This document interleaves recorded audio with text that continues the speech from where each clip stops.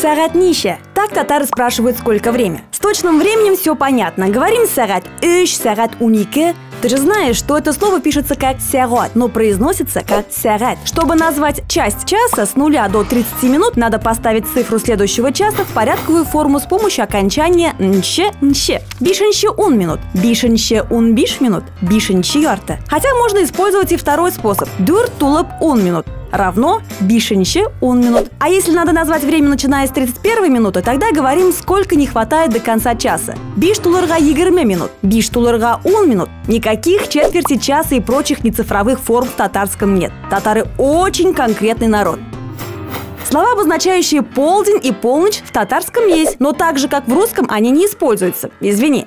А вот днем будет күндіз. Соответственно, ночью – түнле. Например, фрилансер күндіз yol ите, түнле эшли.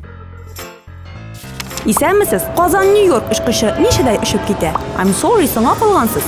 4 тулып 15-тә гейт ябылды.